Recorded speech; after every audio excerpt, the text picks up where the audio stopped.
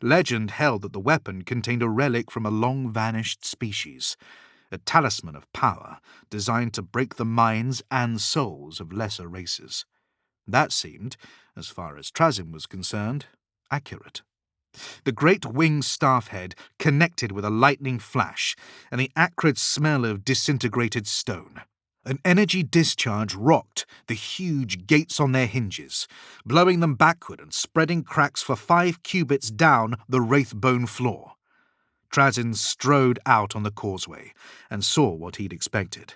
The knights in formation, already urging their slathering beasts on towards him, and the Farseer behind, her Carnosaur's footfalls shaking the chamber, roaring its defiance through teeth stained with its own blood and blacked by the fire of Trazyn's last death.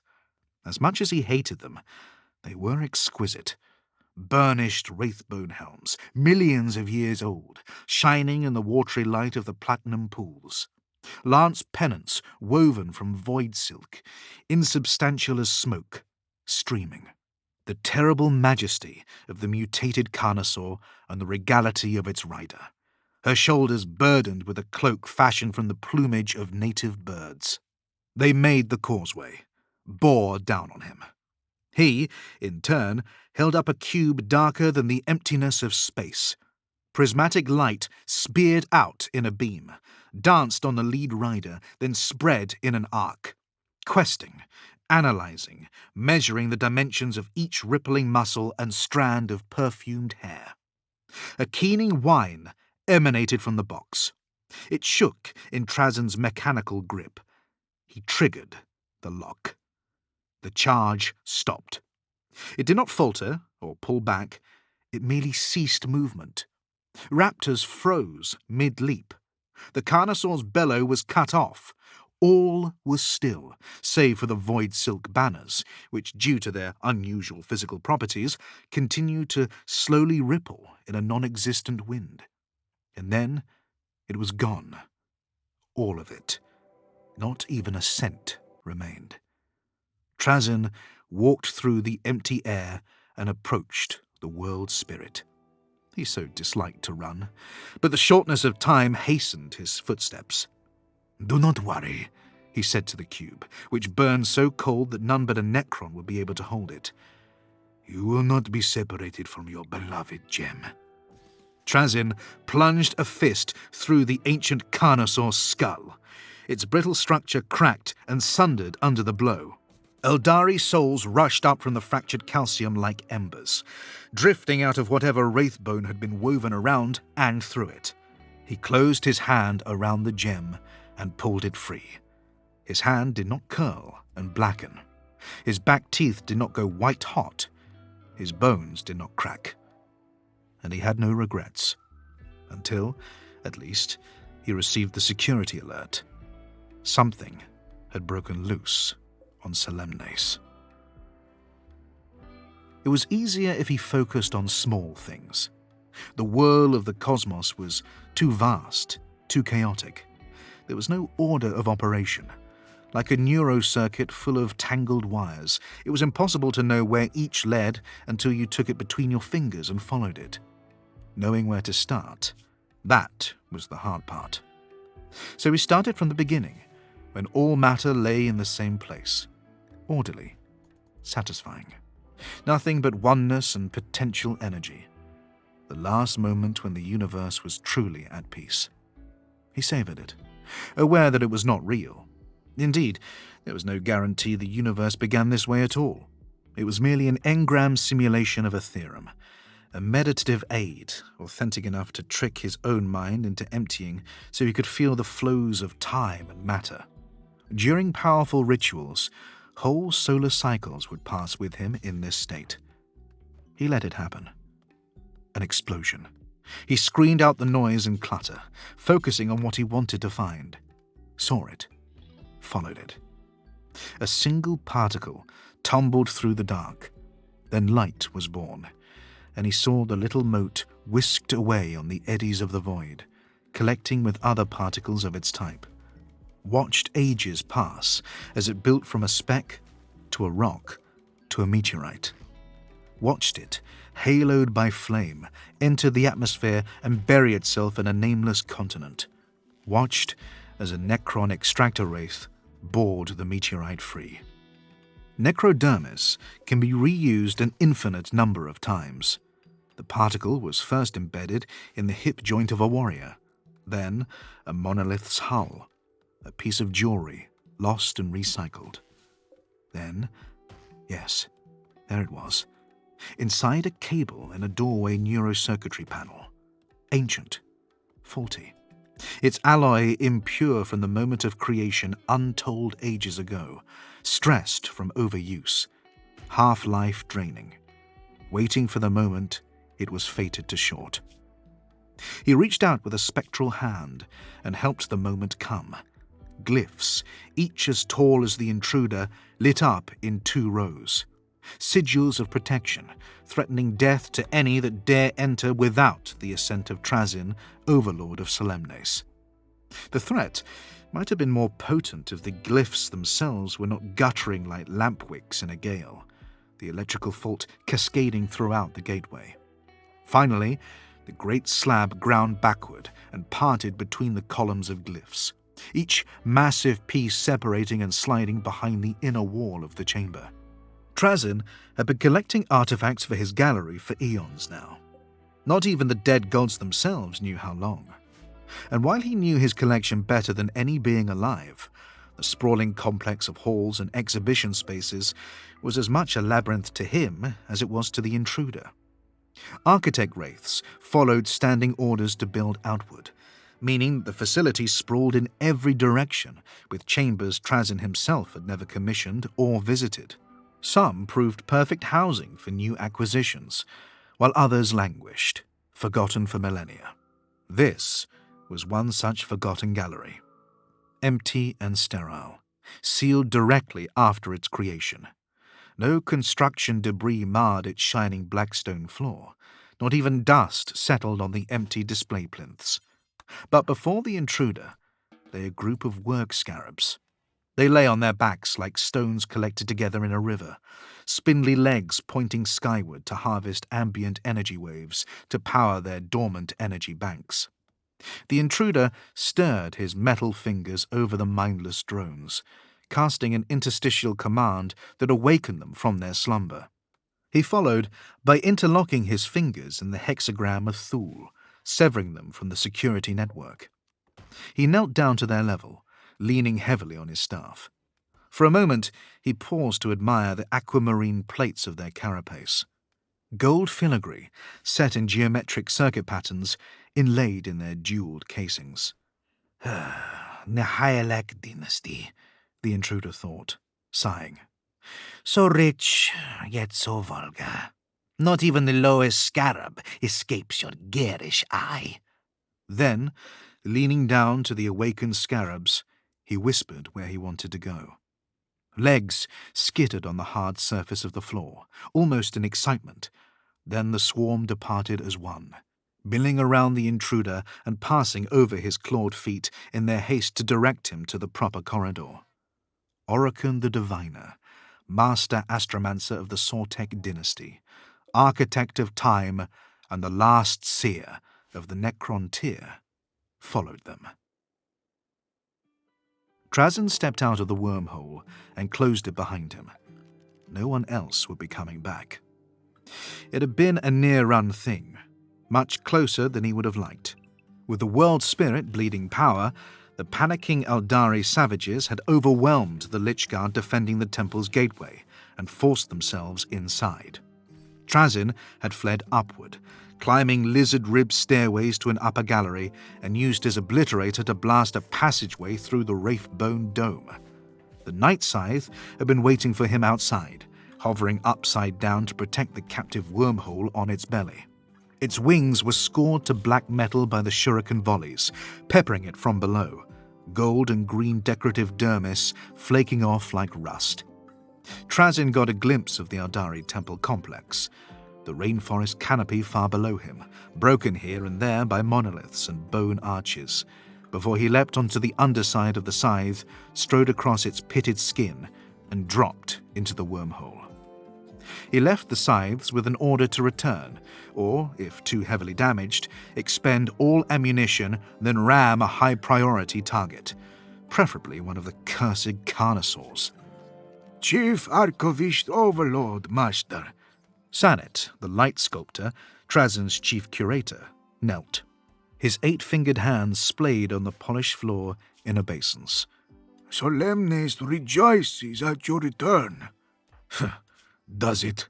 Trazen responded, looking around at the receiving party. It was just Sanet, accompanied by an archive wraith ready to receive the artifacts. Behind them, a hallway wide enough to refurbish a battle barge stretched empty for thousands of cubits. I see. Solemnes was not rejoicing. Indeed, it would not celebrate anything, by Trazen's calculation, for 10 millennia or more. Solemnes was a dormant world, its officials, warriors and servants in the stasis death of the Great Sleep. Only Trazen had awakened early, and he needed a mere skeleton crew to keep the world running at the standard he preferred. A successful endeavor, my lord? Trazen swept a hand over the stasis caskets on the wraith's back. The jeweled boxes opened, pale wisps of blue vapor curling from their interiors.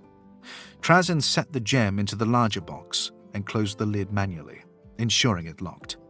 He nestled the tesseract labyrinth containing the Eldari warhost in the smaller box, giving its top a merry tap for good measure. My lord, is this for archive or display? Sanet conjured a stylus out of his necrodermis and held it expectantly over the Phosglyph projection tablet that hovered in his hand. The primitive shall be displayed in the Eldari Diaspora Gallery with the rest of their kin. Between the craft welders and Drukhari displays, I assume.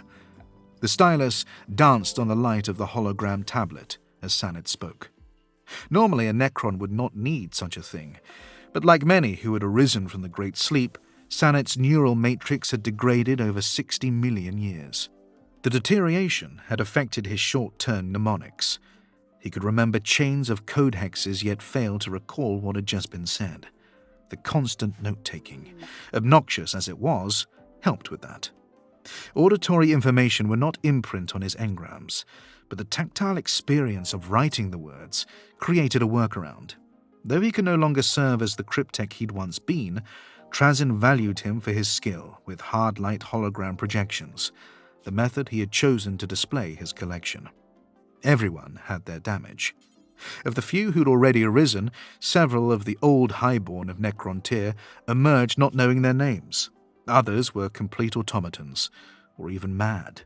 In dark moments, Trazen feared that in 10,000 years, when the dynasties began to awaken in full, he would find all of his peers had diminished. Not he, though. Trazen had emerged with his faculties entirely intact. My lord? Sanet cocked his head, the aperture of his single cyclopic eye narrowing. Permission to repeat the question? Huh? Oh, you may. And what shall I do with the gem? The gem, Trazen mused. He folded his hands and tapped his index fingers together with a soft tink, tink, tink. Upon reconsideration, I will handle this specimen myself. He opened the box and scooped up the precious stone, feeling its warmth, and stowed it amongst the collection of trinkets hanging at his hip. The determination will have to wait, pending appraisal, of course, but this may be one of the oldest objects yet collected. Meet me in the War in Heaven Gallery.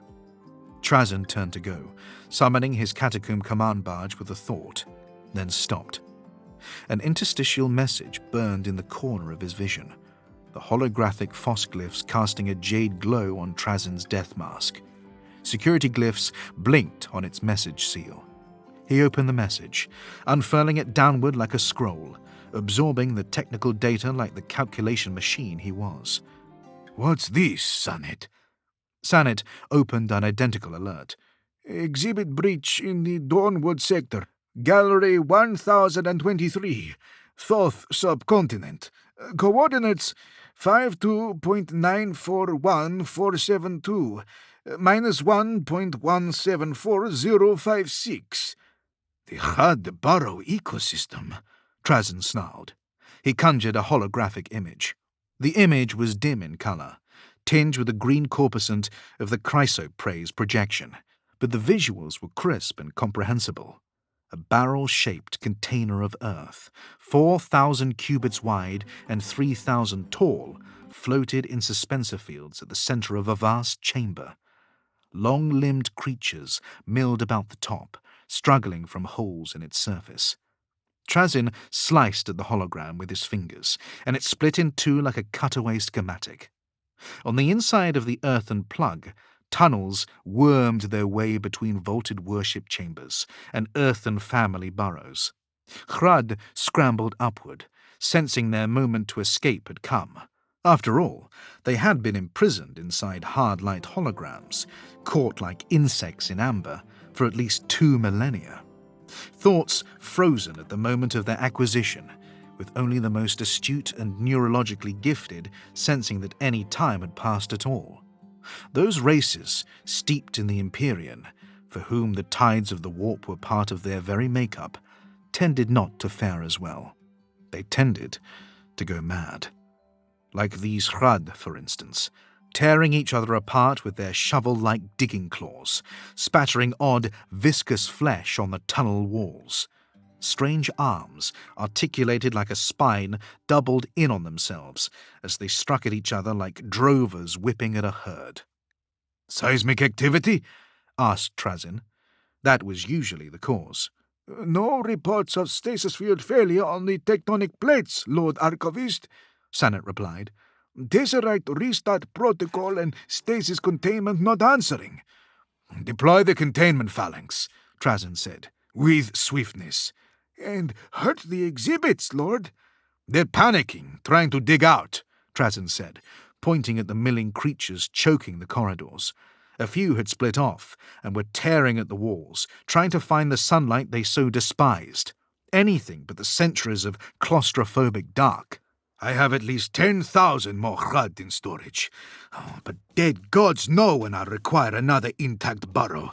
Act now, and we can minimize tunnel and gallery collapses and repopulate the display. Sanet's multi-jointed fingers danced over a floating glyph panel, making Trazyn recall the waving sea anemones of the World Spirit Chamber. Immortals, Lord? Indeed. Reality cracked and sizzled among the panicking Chrad, green energy blossoms searing into being as the immortals translated to the display's surface. Chrad dropped, arms knotting and beating the ground in spontaneous seizure. Lesser creatures, Trazyn reflected, so vulnerable to translation proximity. He made a mnemonic record of the thought, factoring it into his next acquisition venture. Wasteful to harm a specimen unnecessarily. The immortals swung their double-barreled Gauss blasters up as one and picked their first shot. Each one acquired a different target. No redundancy, no wasted effort, no need to strategize. Network combat algorithms meant every immortal knew the other's next action. They tracked their firing solutions as they waited for the order. Execute, said Trazyn, sending the impulse command even before the words left his lipless mouth. Ropey beams of energy erupted from the Gauss blasters, pulling the Chrad apart from the inside out, coiled electricity melting their flesh like hot breath dissolves frost. Viridian lightning raced from the emitter chambers of Tesla carbines, dancing through the crowded knots of alien bodies, lighting spot fires in their filthy robes where it lanced through them. Before the alien screams crescendoed, before the tangled stream of Chrad could reverse their flight and take shelter in the tunnels, before even the crack of the Tesla carbines ended, the immortals picked new targets and fired again. Tesla cannons stay above ground, ordered Trazyn. Dial back Gauss blasters. Enable beam limiters to affect flesh and blood only. Any being who so much as scorches a bas-relief in the burrow chapels gets remade into a mining scarab. Will you supervise personally? Inquired Sanet. Trazyn had planned to, of course. stream his consciousness down into one of the immortals, ensure the job was done right. And yet, Trazyn had no palms to itch, no spine to tingle, no stomach to knot when he sensed a thing out of place. Yet he still possessed a subconscious. It was an irony of the Necron race that, despite all their technological mastery, the workings of their own minds remained mysterious. Trazyn's neural systems had been wrought by the transcendent star gods, whose ways were mysterious and vicious. Trazyn did not understand how it was possible, but there were still things locked away in his mind, buried, felt rather than known, like a sense of danger. He conjured a phosglyph panel, split it into 5 sections, and searched through the inscription code, slowing his chronosense so that he could process libraries of data in seconds. "Lord, Fault Protocol should have caught the Tesseract failure," he said. "They did, Lord Archivist, but they failed." "Obviously," he sneered, pointing. "The protocol should have been instantaneous. Instead, it took 2 microseconds. Why?" "Aging systems? Solemnes is—" He caught Trazyn's look and trailed off, casting his monocular downward as he searched for a euphemism that would not besmirch the Overlord's beloved gallery. "Historic?" "And the alert systems. They were unaffected by this fault, I suppose." He looked down on his cryptek. "This is sabotage, and not clumsy sabotage. Show me all completed door activations and curatorial assets." "Lord, Odd." "Save the commentary for manuscript analysis," he snapped. "Report!" "I have a gate activation in the reserve gallery space. Several. 2 standard solar orbits ago. Encryption key matches a swarm of maintenance scarabs that are not listed as active." "Headed where?" Lights eternally burned in the War in Heaven gallery. It was the only way Trazyn could stand to come here. He was not a superstitious being. Losing one's soul, after all, tended to dampen one's fear of the mystic. And the great necropolis capital of ancient Necrontyr, filled with a blighted, death-obsessed people, was funereal long before his species had imprisoned their minds inside bodies of deathless necrodermis. Indeed, stasis crypts covered Solemnes, each of his billions of subjects nestled in a sarcophagus that sustained their cold, metal bodies. It was the same on tomb worlds across the galaxy. But just because one was dead did not mean he could not be haunted, and Trazyn entered this chamber of memory with bowed head and soft steps, even when he was not expecting an ambush. He kept to the deep shadows, reshaping the necrodermis on the bottom of his feet into a spongy wire lattice that cushioned his armored tread. He kept focus, forcing himself not to look at the rows of plinths that surrounded him in a double line like a pharaoh's honor guard. They were enemies. Here, an Aldari stood mid-leap, the tip of her wraithbone dance slipper barely kissing the black display base. Next, a hulking Krork, mountainous shoulders bunched and slick with battle sweat. A Cainite warrior in green armor, crouched low, legs wide, weaving his chainsword forward and up, as if hooking it under a Lich Guard's shield. A Jokero maintenance slave. And across from them, blank dummies wearing the resplendent armor of the ancient Necrontyr, a reminder of a time when they needed armor, before their bodies were living metal. The old times, 65 million years gone. The flesh times. Their long shadows met in the center, mingling as if they still battled. Trazyn remembered the war. As chief archivist, he had attended every clash that logistics allowed, recording impressions, taking samples, attending the embalming of each great pharaoh that fell to the old ones and their twisted creations. These were old mnemonics, blurry like image plate negatives cooked by heat, burned away by the process of biotransference that had placed him in this eternal body. He could not even remember what his old body had looked like. At times, his mind reconstructed an image, or what he thought was an image, for a microsecond. The curve of long fingers gripping a stylus, dark pupils staring back from a burnished mirror. Gone. Always gone. The moment his mind's eye tried to focus on it. A self-protection protocol. What came after the flames, that was clearer. Titanic clashes, armies of metal marching with dire purpose into the faltering lines of the reptilian Old Ones. Imhotep the Stormlord, carving through the piteous Ancient Ones like the Necrontyr death god they discovered, was all too real. The dead gods, the ones he had helped murder, mouths afire as they feasted on innumerable suns.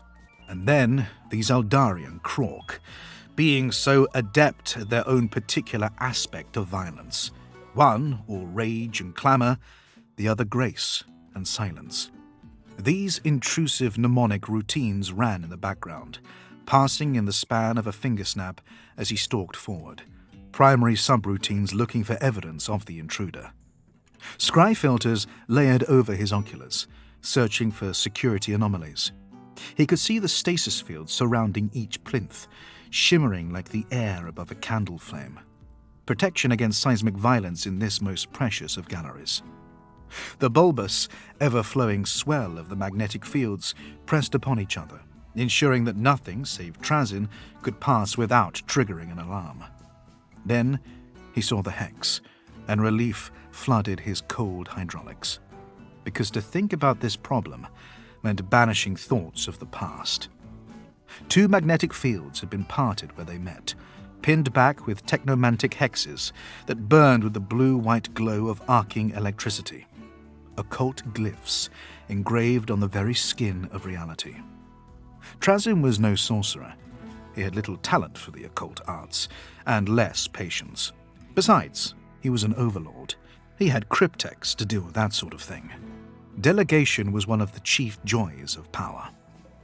Yet Trazyn knew hexwork. He could appreciate the finesse of the calligraphy and radiant strength inherent in the technoplasm. He took mnemonic image records of it for his cryptex as he ducked through the break in the field. Trazyn nearly missed the curse snare just beyond it. Would have, if he'd been anywhere else. Yet he knew every atom of this place, and noticed the void-black glyphs on the ebony floor just before his foot passed their hexagonal boundary. Chronomancy, he thought. He conjured his empathic obliterator and touched its glowing tips to the border. Begone, he willed, feeling his power course into the staff. The hex snare guttered and died, snuffed out of existence, as if it had never been. Perhaps it had not, now. The relic imprisoned in the obliterator, able to warp reality at times, was a product of ancient and forgotten wizardry. Wizardry that Trazyn was eager to visit upon the form of Oricon, for only the diviner would be so bold. Trazyn found the astromancer where he least expected him. There were so many precious things in the War in Heaven gallery. Power plants of unknown manufacture, command diadems worn by the pharaohs of antiquity, an Eldari skimmer in the colours of a vanished clan, and above all those stasis displays floated a great metal conqueror worm, seeded on planets the Necron fleet bypassed to hunt their population to extinction. This gallery, the old Necrontyr gallery, was naught but mournful curiosities. Scrolls from when his kin still had eyes to read. Long tar pipes, so pleasurable to those who had mouths to smoke them. A cane turned from hard wood, inlaid with ivory, its head shaped like the old, hook-beaked god of wisdom. Trazyn knew the feel of that old god well. He'd spent much of his biological life leaning on that cane. And in the centre of this melancholy chamber stood Oricon, weaving hexes upon the air. Trazyn is no fool, Oricon thought. Or at least he was not a complete fool. He'd been fool enough to take such a small force down to the Exodite world, for instance. A force that was so easily besieged once Oricon warned the primitives he was coming. A delicious irony. To pillage Trazyn's cultural treasures while he was away plundering the backwater world of some feral Eldari. But that foolishness was recent, compared to what Orokin saw around him. For it had been Trazin's crowning folly to build this place, devoting his boundless, undying energies to a museum few of their blank-eyed kin could appreciate. Once the Necrons fully awakened, after all, how many would even be sane? Then again, the fool had proven far more resilient than Orokin's divination models had predicted. His escape from the Exodites, for instance, occurred with a speed Orokin's calculations had not considered probable. But that was Trazin, wasn't it? Born under fortunate stars. Always the statistical outlier, never having to work for it.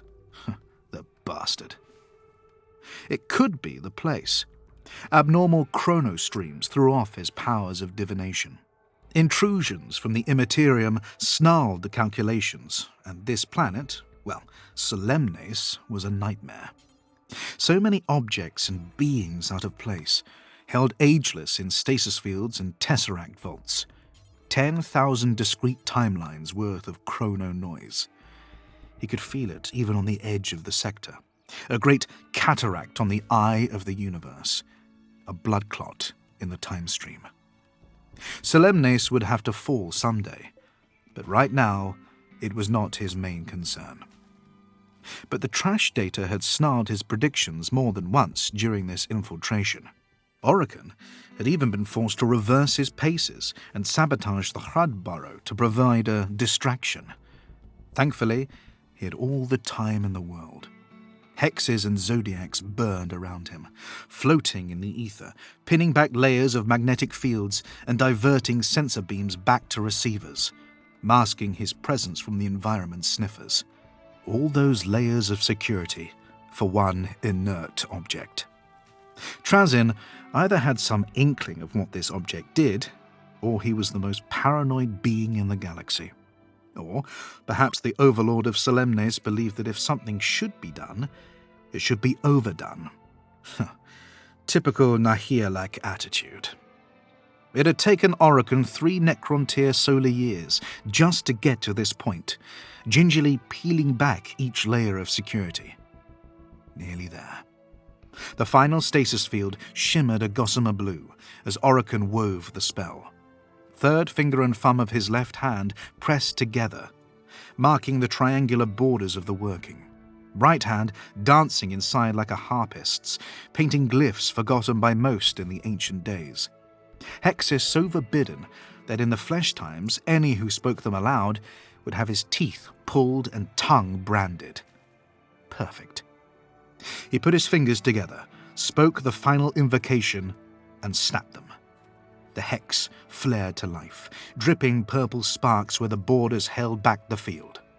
Orokin tentatively put a metal finger to the center of the working and pushed it inward. Horns blared, gongs crashed, chamber lights snapped into the full burn of midday. Bastard! Orokin's olfactory transducers picked up the hint of Gauss flares powering up. Bastard! The beam hit him in the head, his reinforced golden headdress stripping, the beam drilling towards his precious neural spools. Orokin slowed his chronosense, ignoring the alarming heat in his cranial chamber, the way he could feel his mnemonic banks beginning to smoke. The beam drilled, slowed, stopped. Pain, or what pain Orokin felt out of usefulness, paused between throbs. The shower of sparks from his field-cutting hex dribbled and shut off, a frozen waterfall of electricity. Orokin completed the mental ritual, thought the words, and ran the chants through a verbal emitter in his wickering tail to ensure the incantation was not altered by the extreme heat engulfing his skull. The beam withdrew, his cranium rebuilding itself. Sparks flowed upward into the border of the hex. Horns and war gongs sounded in reverse, their long reverberations building to the crescendo of the first strike or blow. Hard light shut off.